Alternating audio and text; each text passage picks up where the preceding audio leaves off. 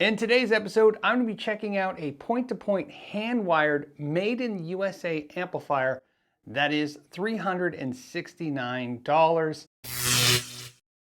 This is an amp that I've been wondering why no one has made for years. I've actually talked to a ton of amp builders over the years asking about specifically something like this. In fact, I even reviewed a preamp pedal that's a little larger than this, and that's what I said to them. Why can't you make just a little 1 watt, half watt amplifier out of that preamp? And they just basically said it wasn't cost effective. Well, kowalskiamplifiers has made it possible. So let me explain why it's pretty cool. There are two versions of this amp. There is the red and the green. This is the red, which is a 2-channel amp. There's also one called the green, which is more of a Marshall style amplifier, but it's a 1-channel amp, and they're the same price. What's interesting with this one is you have a totally clean channel, so it's a pedal platform amp. And I like to call this a pedal platform amp with a backup plan. So basically, you can just run it clean, run your pedals through it, get a great sounding tube sound. With natural compression, you have two 12AX7 preamp tubes and one 12AU7 power tube, creating half of a watt. See how I have one finger for half of a watt? So it's half a watt. You have a speaker out, it runs 4, 8, or 16 ohms, it doesn't matter. And of course you have a line out, and the line out you can run into like your cab M or any device like that that's one you want to use direct recording, like cab impulse responses. So that's a cool feature as well. On the front, you have an input. You have on-off switch, and you're gonna have 2 gains. The first one is basically your gain, and the second one is your master volume. We'll explain all that in a minute. And then of course you have treble, bass, and a 3-way switch, which is like a 3-way mid switch. Down it just says mid, the center says nothing, and the top says top. And of course there's an intensity control, and to me it works almost like a presence control. That's what my ears hear. There might be technically something different. Like I said, not only is it made in the USA, D. Kowalski is David Kowalski, and if you have one of these amplifiers, David made your amplifier. There is no assembly line. There is no rows of employees. There's just a artisan building hand-wired tube amps that are affordable. So who this is for is anyone who wants a true tube sound at home, in your bedroom for practice or late night recording, whether you have a Katana, a Catalyst, a Spark, a THR, you know, all the basic affordable style digital amplifier platforms. They're all simulating what this amp does naturally. There's just something about the natural way these tubes sound. They organically work with your pedals. They react to your pedals in a beautiful, beautiful way. I'm not saying there's anything wrong with those digital platforms. I use them myself. But obviously at the price point, this puts this in the hands of a lot of players. This is the same price as basically some boutique pedals. And he's managed to figure out a way to make you an entire tube amp. And of course, obviously, one of the biggest savings, how he's getting the price down, is it's only creating half a watt. It's not gonna be very loud. Now, the question is, how loud is it? Well, I don't think it's loud enough to gig with. If somebody was to pull it off, I'd be impressed. I'd have to say your drummer has a very light approach to playing drums if they could hear you clearly with this, especially on the clean channel. However, this is loud enough to get everyone in the house upset if you want it to, and definitely if you live in an apartment, cranked up, you could get somebody to even call the police. So it's that loud. It's loud enough to get everybody's attention, but not, you know, super, super loud.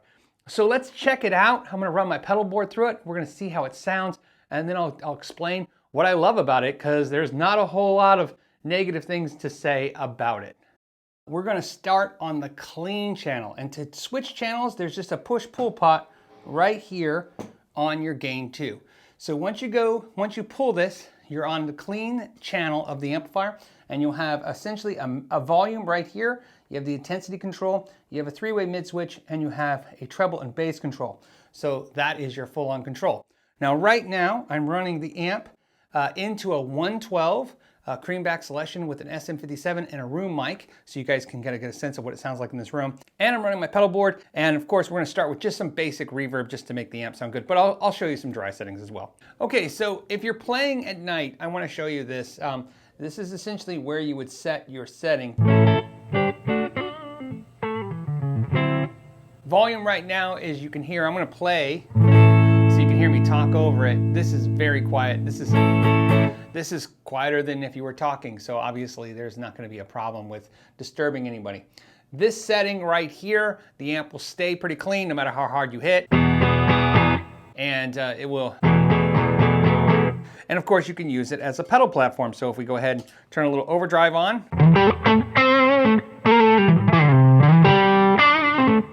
Now, if you want it a little bit louder, you just use the volume on the pedal.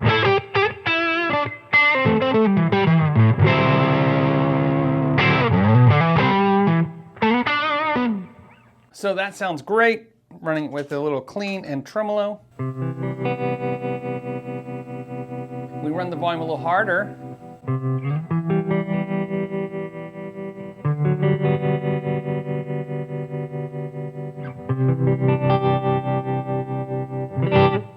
And now you get a little bit of breakup, which I love because I'm going to use a boost pedal now to boost it, and this is the sound I really love.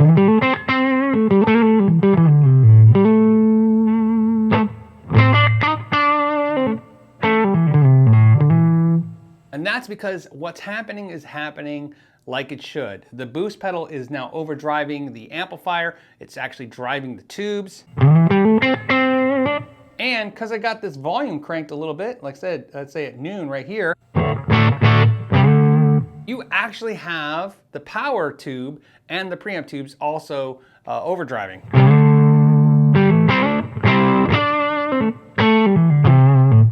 This is slightly louder than talking volume. And again, this is not overdrive, this is just a boost. Okay, now if you go to coil split, we're gonna go to single coil. Now you can see you're not breaking up the amp anymore. Let's go ahead and turn it down a little bit, back to clean. I'm gonna turn on the delay and a more aggressive 5150 pedal.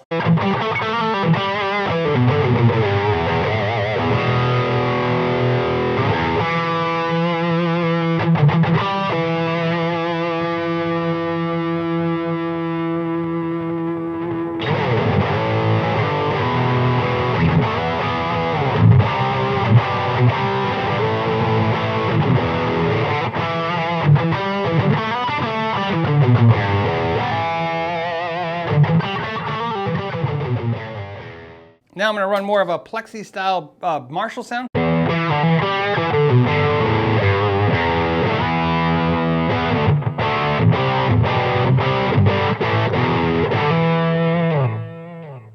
Going down the line, now to my OD11, which is more of a bluesy sound. That's on the single coil.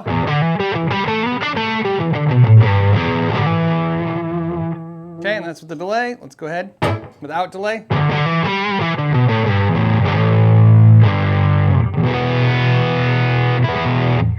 Okay, so that you can see, you're just going to be able to use this pretty much straightforward as a pedal platform. Going to get lots of clean tone out of it, but not like a solid state type amplifier where it's going to really have a high clean headroom, which is something that sometimes you don't want. If you want to run fuzzes or light overdrives, you kind of want the amp to do a little bit of the work. This is going to sound like, if you have a full size tube amp, it's going to sound like that, just at a half watt. So let's go ahead and make sure all the pedals are off. Let's go ahead and switch channels.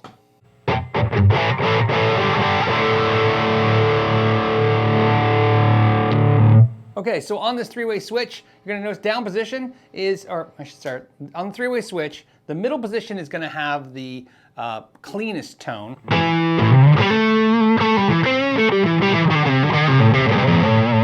You can see it's got lots of gain. Look at my gain setting.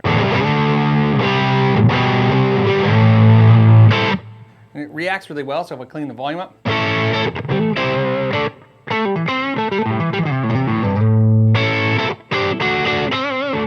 Okay, run that down. Adds highs, but also adds some breakup. And the top is, I think it's going to add even more highs and more breakup. The intensity control, you can get brighter. But it also is brighter, but it also has more focus.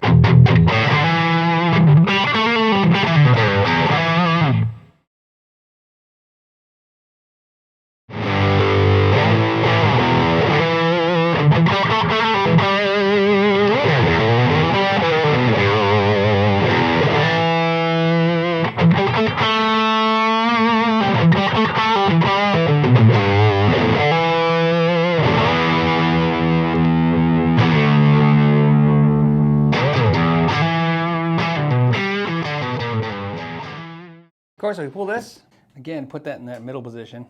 Yep, middle, and then turn that down a little bit. Something to point out, when you're on the clean channel, when you pull this does nothing. So essentially you're bypassing your master volume. So you're just using the gain control as your volume for the clean, which is fine actually.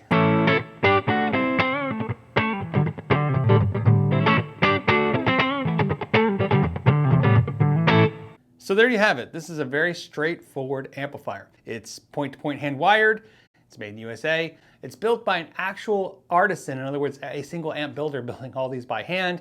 And more importantly, he's priced them aggressively. I did an interview with him. I actually called him on the phone. After I got this amp, I had to find out, like what's the motivation here? Because I thought the price was pretty aggressive. And he basically said this is what he thinks the average player should pay for an amplifier like this. And I have to say, it's a very impressive thing. One thing you have to understand is that he can get backlogged pretty easily, but he catches up, he says. So he says, once I get back ordered, he keeps working until he's caught up. All right, guys, on that note, I want to thank you so much for your time. I want to thank David for sending out the amp and sponsoring the video so we could see it. And as always, until the next time, know your gear.